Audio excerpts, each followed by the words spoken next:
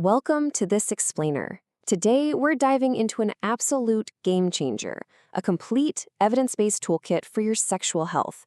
We're going to cover the whole shebang, from pre-intimacy vaccines to emergency medical protocols, and of course, that crucial communication that happens right in between. Let's get into it. You know that feeling, right? That sudden panic when you're in the heat of the moment and you realize, oh man, we need to have the talk about protection. It can be so incredibly awkward. But here's the cool part. When you actually look at the clinical data, we can completely demystify this entire process. We can literally turn that anxiety-inducing moment into a super empowering toolkit to protect your health, and bonus, do it without completely ruining the mood. Here is our roadmap for today. We've got 1. Prevention and the talk. 2. Strategies for condom negotiation. 3. When context changes everything. 4. The elements of persuasion. And 5. The PEP emergency protocol. All right, starting with part 1, prevention and the talk, setting the baseline.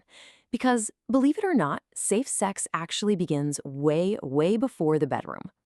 Think of this as building your foundation. Your absolute baseline of protection actually starts with these standard CDC-recommended vaccines. We're talking about the HPV vaccine, which is recommended for folks up to age 26, the hepatitis A 2-dose series, and the hepatitis B 3-dose series. Getting these literally shields you from major viruses before any exposure even happens. It's really the ultimate proactive step you can take. Okay, so once you've got that baseline set, it's time for the actual conversation. When you do have the STI talk with a new partner, clinical guidelines are super clear on a few best practices. First off, choose a private place. You really don't want to be shouting this over loud music at a bar. Second, plan ahead. Having this chat right before sex, when your brain is, completely elsewhere, is historically just not effective. And finally, share your status honestly and be totally kind and non-judgmental about your partner's past. Remember, you're just exchanging health info here, not running an interrogation. To really understand the why behind this talk, public health experts use a great acronym, CARE. C is for compromised immune system, meaning protecting yourself and your partner from secondary infections.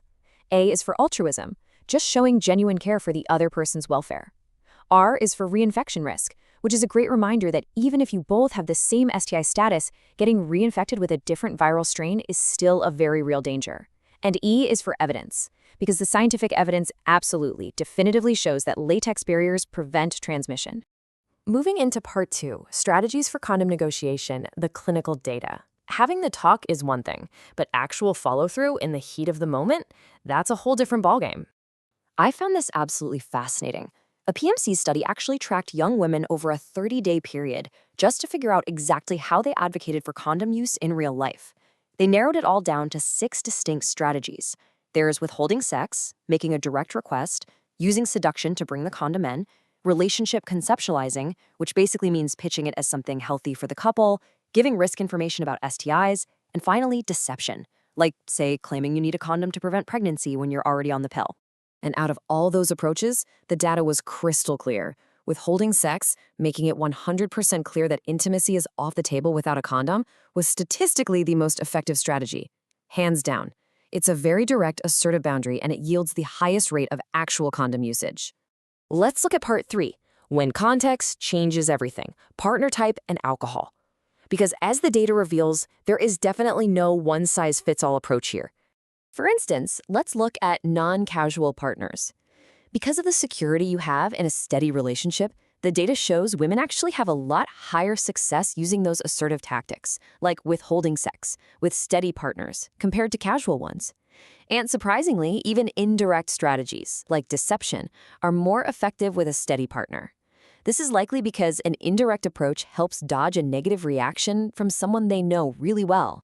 But then, watch what happens when substance use enters the chat. When alcohol is involved, the dynamic flips entirely. Making a direct request actually becomes way more successful. Researchers chalk this up to liquid courage, lowering our social anxiety. On the flip side, trying to use deception absolutely fails when substances are involved. Think about it. Pulling off a complex lie requires high cognitive processing, and your brain's processing power takes a huge hit when you're impaired.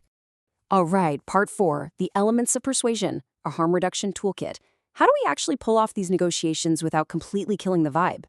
This is where the harm reduction toolkit is an absolute lifesaver. It gives us these 5 concrete steps to turn a potential argument into a win-win.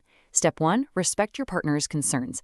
If they say a condom reduces sensation, just acknowledge it. Step 2, provide a little education about the shared risks. Step 3, show perseverance by calmly offering an alternative perspective. Step 4, eroticize safer sex. And step 5 is bargaining, finding a clever way for both of you to get what you mutually desire.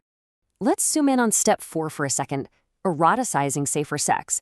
Instead of hitting the brakes and treating a condom like some clinical piece of medical equipment, you just weave it right into the intimacy.